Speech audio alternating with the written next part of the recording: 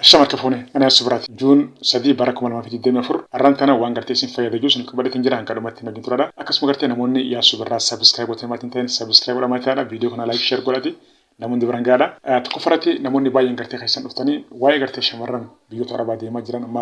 maalitti booda'anii siyoosiin hookamte jettanii gartee namoonni baay'een gartee keessan gaafatan waa'ee kana wal qabate marrajaa guutuu information guutuu isiniif qabateen jira hanga dhumatti namni turadha. Tukufarati akkuma beekamu siyoosii waan jamuran isin eegala siyoosii yookaan immoo maabareen duraanga dhaabbata dhuunfaadhaatitu ijoollee gartee leenjisee sartifikeeta kan naafi ture sanbooda kara biyya arabaa piroosoo deemuudha ittiin eegalan jechuudha. Ammaan tana mootummaan dhaabbata dhuunfaadhaa gartee kan duraan gartee ijoollee leenjisee waraqaa sartifikeetii kannuuf hundumaa dhaabbata dhuunfaadhaa hundaa'u dhaabsee jiraachuu amma gama ji'a tokkotti deemaa jira eega dhaabsee jechuudha. Eega dhaabsee mootummaan siistama haaraa fidee siistamni haaraan kun waan baay'ee gartee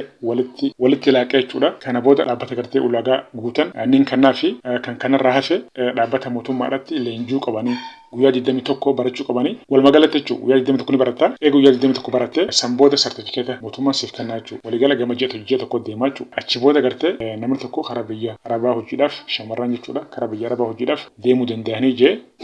kanarratti waliigaltee irra gahanii jiran jechuudha. Garuu mootummaan dhaabbata leenjiidhaa kan hin gartee ishiin banaa hajee hanga ammatti gartee hojiitti hin eegalle akkan gartee marrajaa information gartee bakka garagaraatti gartee bilbilaanis ta'e nama gartee qaamaan harka dharaallee gartee wali qabadhatti ifiif ijoollee barsiisuu yookaan immoo ijoollee leenjisuu hin eegalle jechuudha. Garuu waraqaa gartee bakka akkanaatti deemtanii galmaa hundeessanii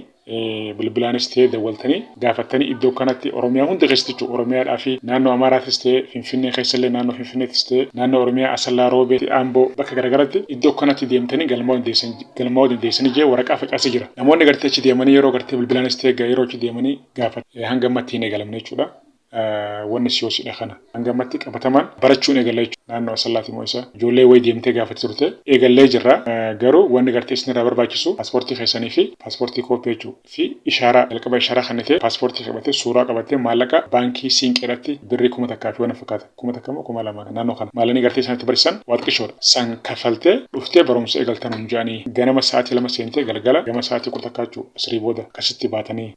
hunjaanii naan jaan marajaan jiru kanaa waayisiisuu wal qabatee garuu qabatamaan waan jiru kanaa jechuudha. Inni biraa immoo mootummaan immoo amma siistama haaraa akkuma reeksuun jee siistama haaraa fidee siistamni haaraawni kuni hedduu gartee walitti gartee xaxamaadha. Innis kan hin jiru fakkeenyaaf amantan ajeensoonni duraan gartee biyyoota arabaa jiran siistama kana keessa gariin hin jiran siistama gartee ma Virgin 2 jedhamu kana siistama kana keessa amma gartee akka haaraatti seenaa jiran jechuudha. Waa'ee gartee medikaalaatiinis wal qabatee medikaala ammaan tana jalqaba gartee medikaala dheedhee kannitu medikaala yoo gartee dhukkuba qabaattee dhukkuba kanaatis jira dhukkuba kana qoricha kanaa jenis si barreessan. Ta'u yoo gartee medikaala dabartee dabru kan kee waraqaa si kanan ammaan tana moo siif hin kennamu jechuudha. Ammaan tana sirrii haaraan akka dhufe amma dabartee jirta faarmaasiitti man dabartee jirta kalas baqa deemis hin jennu. Wuxxiitii yoo gaafattee wuxxiitii malee onlaayinaanii ajeensiidhaaf argama. Siistamni gartee ammaan tana dhufe kuni hanga jalqabaa kana namni ajeensonnis siistama kanaa wajjin waliin beekanii siistamni kunis gartee yeroo takka Virgin tun amma mootummaan fide kuni yeroo takka ni dalagaa yeroo takka gartee hin hojjetu warra ajeensiitii fi siistamni gartee dalagaadha wajjin wal barutti wal magalatti yeroo ammaan tana deeminsi nis hin dhaabbanne deeminsinis gartee qallatee jiraachuu Suudii, Dubaay, Qatar, Joordaan deemamaa jira. Garuu parsantii dhibbarraa parsantii 2, 3, 4, 5 akkana hangana deemamaa jiraachuu. Warra siyoosii qabu warra gartee duraan siyoosii qabutu sanuu dabre piroosesni gartee baay'ee gartee duubatti harkifataadha jechuun manta. Wal magalatti nis hin dhaabbanne deeminsinis qallatee deemaa jiraachuudha. Meebii ji'a tokko booda sirni sirraa jennee abdii qabnaa jechuudha. Waa'ee gartee Kuweet wal qabatee Kuweet mootummaan lameen gartee waliigaltee irra gaanii waliif farramanii dalayduu gartee walirraa fudhannaa jedhanii waliif farraman. Garuu qabatamaan wanni gartee lafaatti gabbu'ee hojiin bakka haa eegalamtu wanni jaamee hin jiru. Namoonni baay'ee maaliif Kuweet banamtee jirti maaltu jira jettanii gartee namoonni baay'ee na gaafatan Kuweet mootummaa lamee waliigalee garuu qabatamaan wanni lafatti gabbu'ee hojiin haa eegalamtu jaamee hin jiru jechuudha gammatti. Inni bira ijoolleen ta'e baay'een Kanaadaa yookaan immoo Awurooppaa karaa kamiin akkamiin deemna achirraan gartee Awurooppaa gallee baqattummaa gaafachuu feenaa jettanii na gaafatan. Ani wanni kun gartee riiskii guddaa keessa hin buusaa jetin kana durallee gartee keessaan gartee namoota baay'eedhaaf gartee tiimeen jira. Fakkeenyaaf asirra deemtee Awurooppaa maallaqa guddaa baastee Awurooppaa galtee Awurooppaatti immoo baqattummaa yeroo ammaan tana namni si kan hin jiru. Mootummaan Awurooppaadhaan ammaan tana baqataa achi jiruuf irraa gartee baasaa jira. barandaa jalachuudha karaa gubbarra galaa jiran baqataa Afrikaadhaa keessattuu gartee baqataa Itoophiyaadhaa yeroo ammaan tana biyyoonni gartee Awurooppaadhaatis ta'e biyyoonni gartee Ameerikaalleen yoo gartee seentellee jilas mara gartee keessattuu gartee Awurooppaadhaatti fudhatama hin qabdu jechuudha namni gartee si qabalu hin jiru ijoollee gartee achitti Awurooppaadhaatti waggaa 8-9 gaashan waa takka malee jechuudha except malee fudhatama dhabanii rakkachaa jiranii jiraachuu asirraa fakkeenyaaf maallaqa gara 300 olii baastee Roomaaniyaa galtee Roomaaniyaa irraan gartee karaa garaagaraatiin jechuudha Jarman kanneen Faransaa maal seenanii achitti illee jechuudha rakkina hamaa keessa jiran jechuudha ijoollee teenya tan gartee biyya Arabaarraa dhuftee asirraan gartee biyyoota Awurooppaadhaan deemnaa jettee yaalii gootu akka hin yaaleen isin jaachuu biyya Itoophiyaa keessa obsitee waggaa tokko waggaa lama obsitee maallaqa kana qabaattee dalagannaan yoo kana qabaanneewu jijjiiramuun kee afaan qabaachuu biyya Awurooppaadhaatti bilaash gartee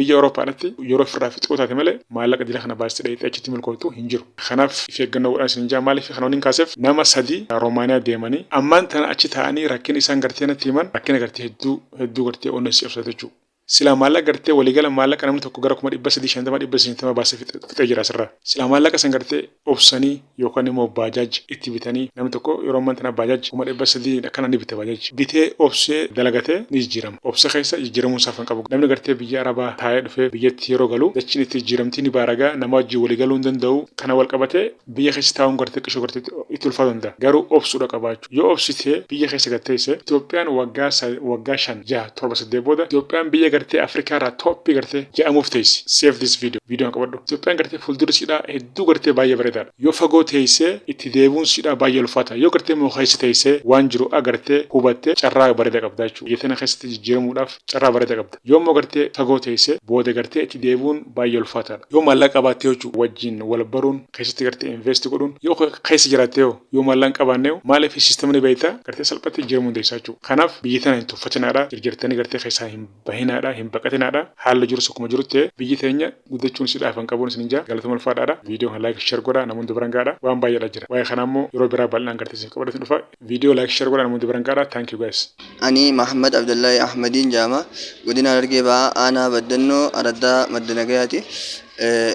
onneen na dhukkubaa dhibee onneetu na jira erga dhibeen kun na qabee waggaa 10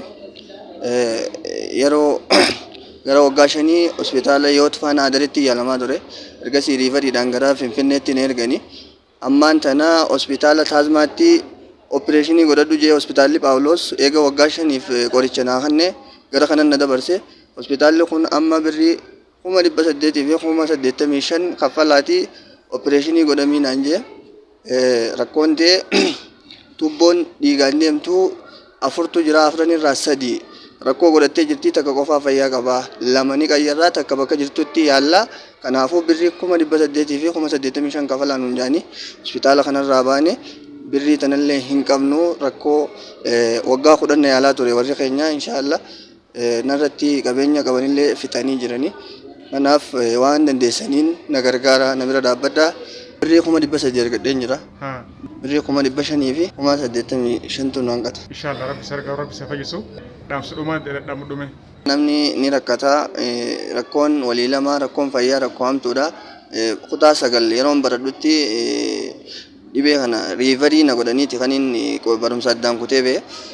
gana waggaa 5 as Finfinnee tanatti deddeebi'ee kan yaalamu jiru kanaaf nama dhukkubsataa musliimaa hunda rabbi haa fayyisu gartee nama nu bira dhaabbatillee rabbiin biraa dhaabbatoo rabbiin isaan haa gargaaru dhibee akkanaa rabbi isaanirraa haa qabu rabbi isinirraa haa qabu jechuun hin barbaada jazakumullahu khayr akkaawuntiin kiyyaas kunooti inshallah kuma takka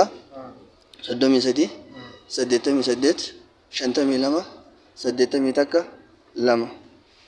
haga amma baankii daldala Itoophiyaati. obboleessa keenya kana namoo waan dandeessan irraa qarshii takka illee man taane gargaara uummata keenya